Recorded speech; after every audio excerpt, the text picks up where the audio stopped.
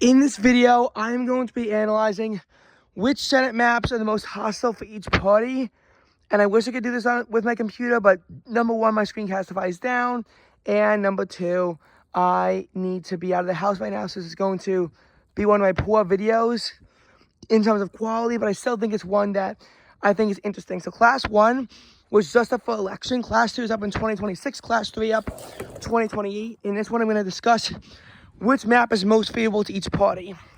Now, 6 years ago, or, even 4 years ago or something along those lines, before, I would have said Class 1 was the most favorable for Republicans.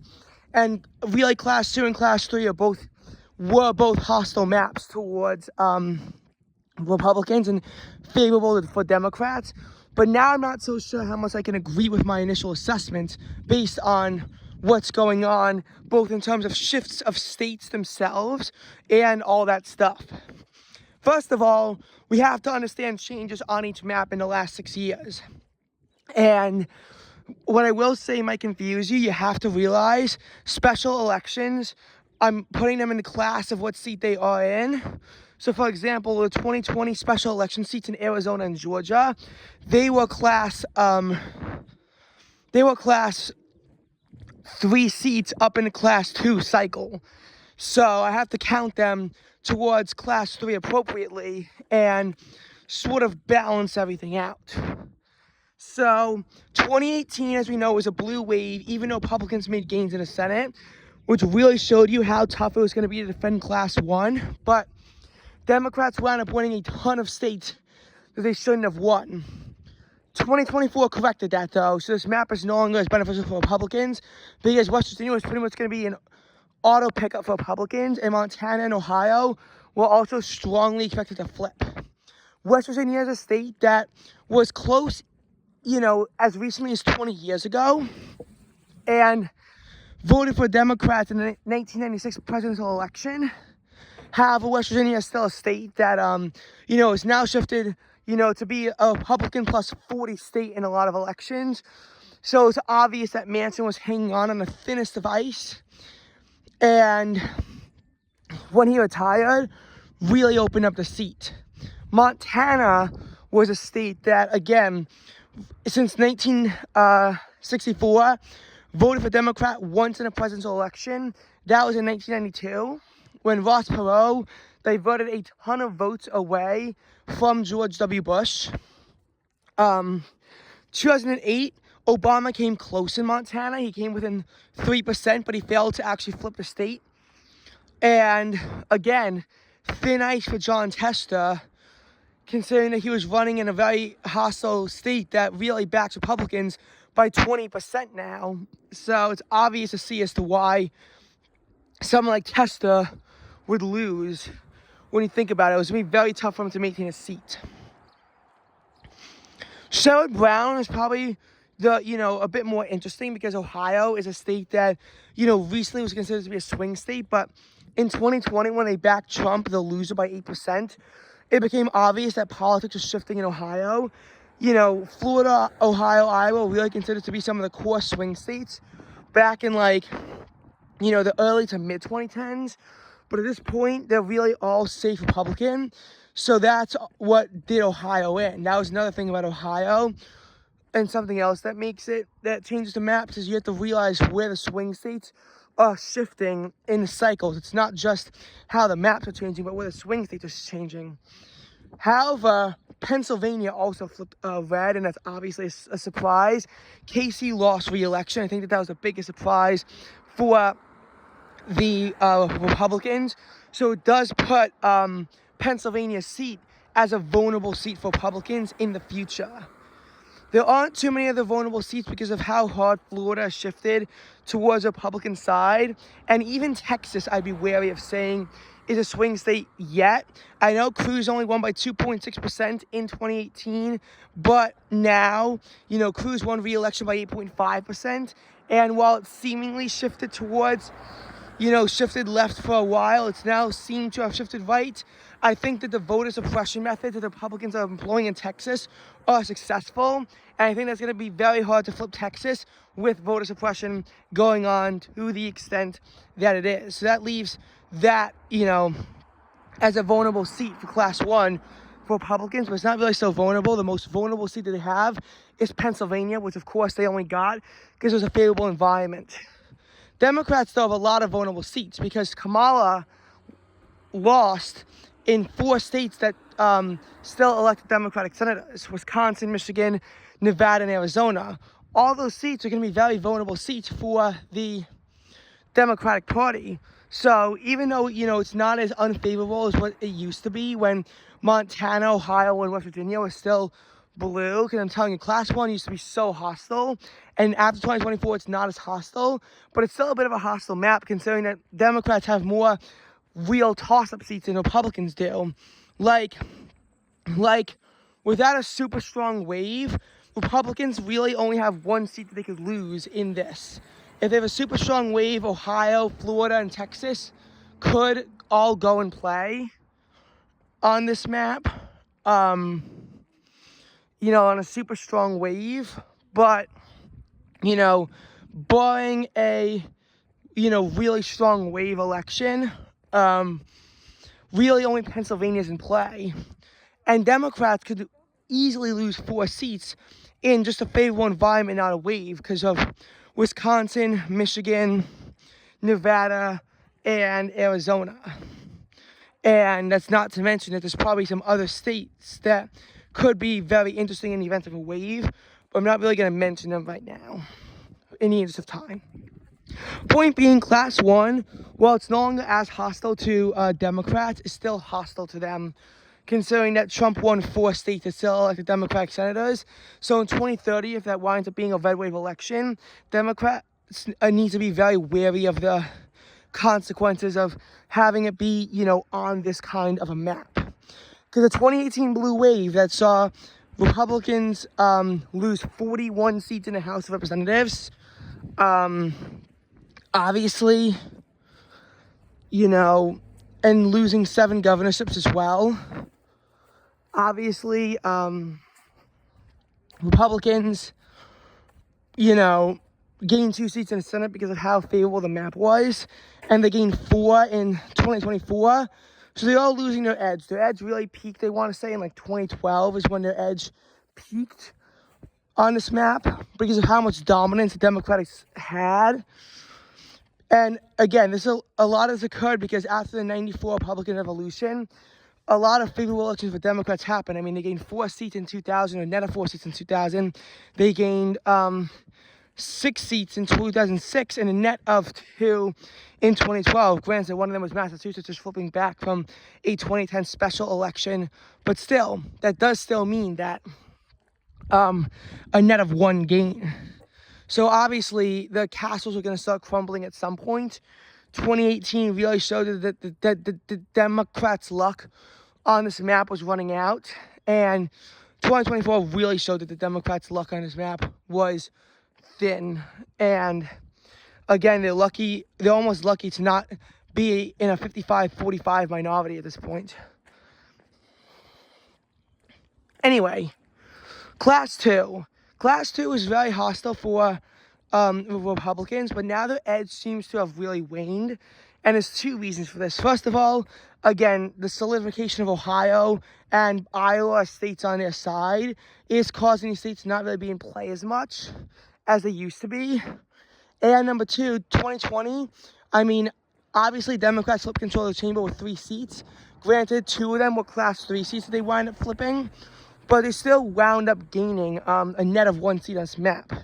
And you have to realize that's practically 2 seats because the only reason why Alabama was even red in the first place was because of a 2017 special election, and it was an obvious pickup for Republicans, considering how Alabama is probably a Republican plus 25 state that only went blue in the first place because the Republicans put up a pedophile in a blue wave.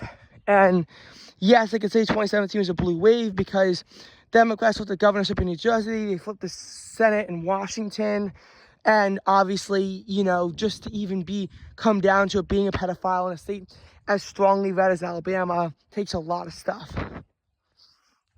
I think that as a result of that, Alabama is a state that, is obviously going to flip. And so as a result, it really is a loss of 2 seats net from 2014.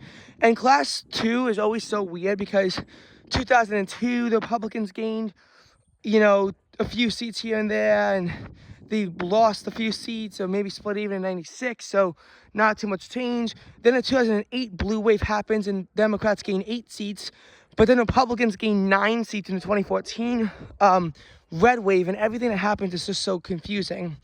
Republicans' most vulnerable seat on paper, Maine, is here, but the popularity of Susan Collins ensures that as long as she's running, it's going to at least be close, and she's probably going to win.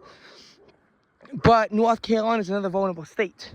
Again, though, there aren't really too many other vulnerable seats on this map for Republicans. Democrats start to fend off against Michigan and Georgia, and New Hampshire and Minnesota can also get close at times. So it's a very, very interesting map. And obviously Georgia and Colorado were the Democrats' Class 2 seat pickups on this map in 2020. Colorado, I think, has shifted far, far enough to the left at this point that I can't see Republicans ever having a shot at picking this really state up, because, the incumbent lost by 9%, which takes a lot, and it's a state that in 2008 and 2012 was a tipping point state, even though it went blue by a lot, by 9 and 5.4% respectively, because these elections were very favorable for Democrats. And then you take a look at 2004, and it votes Republican, and was still a Republican-leaning state. 2016, it voted for Clinton by 5%, was probably the first warning sign of trouble. And I think Biden winning that state by 13.5% really just locked in Colorado as a solid Democrat state. And I think Harris winning it by 11% and winning Colorado more than she won Illinois really proves that Colorado is a safe blue state. But Georgia, obviously, Biden wins it, but then Trump wins it back. Georgia's obviously very much in play, and that's going to be a vulnerable seat for Republicans. For Democrats, for quite some time. So, again, Class 1, I would still say favors Republicans, because they only have one true toss-up seat as compared to Democrats, who have 4, at least at this moment in U.S. politics. But the Class 2 map is tougher because Republicans really have 2 toss-ups. Democrats really also only have 2 true toss-ups, because New Hampshire and Minnesota are both, Democrat-leaning states. Minnesota had a Democratic trifecta, no signs of republicanism in their government after 2022. The only reason why it's starting to shift back in 2024 is because Republicans made enough gains in the Minnesota House to force a tie, which currently they actually have a 67-66 majority, but it will likely be tied back at 67. But, really them losing the Senate was devastating for the Minnesota Republicans, because that's how they maintain some degree of power in Minnesota. Now they don't even have that anymore. And, New Hampshire might have Republicans trifecta, but they have elected Democrats to every statewide office except governorship since, 2010 was the last time that Republican really won any federal office in New Hampshire. I guess the House seat 2014, but still, it's been a while. So it's not really a true, swing state in that regards either. So I'd say it's only 2-2 at this point. So I'd say this map, which was once hostile for Republicans, is now sort of broke even, in my opinion. Now, Class 3 is also very interesting because in the 2020 election, remember, Democrats really gained 2 seats in this class. And this is really why the Republicans lost the election, was because of these special elections. Obviously, the death of McCain and the resignation of Johnny Isakson is what made these competitive. And in the 2020 special election, Arizona's seat flips, and so does Georgia's seat in a special election. And they both hold their seats in 2022, and Democrats pick up the open seat of Pennsylvania.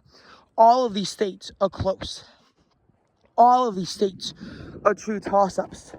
But it's not like this map is, much more favorable for the Republican Party either, because they have to defend against Wisconsin and they have to defend against North Carolina, both of which are swing states as well, that could go either direction as well.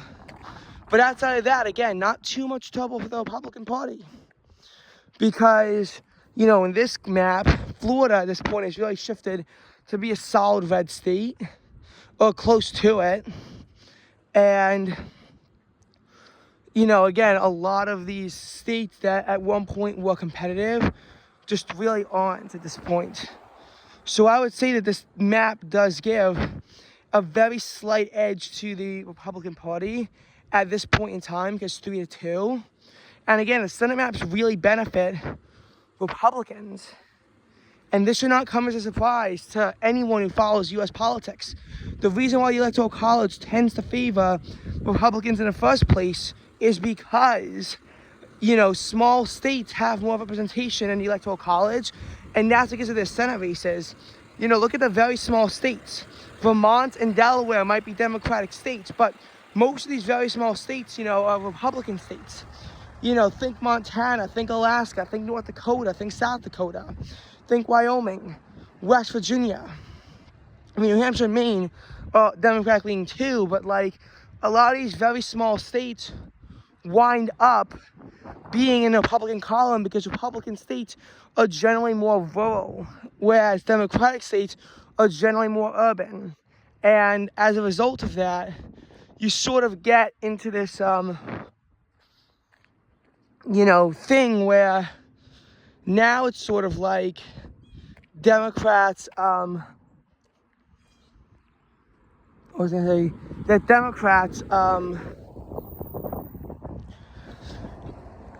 really at a disadvantage in the Senate as compared to the House, because the House, at least in the House, obviously it's really just relatively even across everything, and it means wave elections can be told more accurately in the House.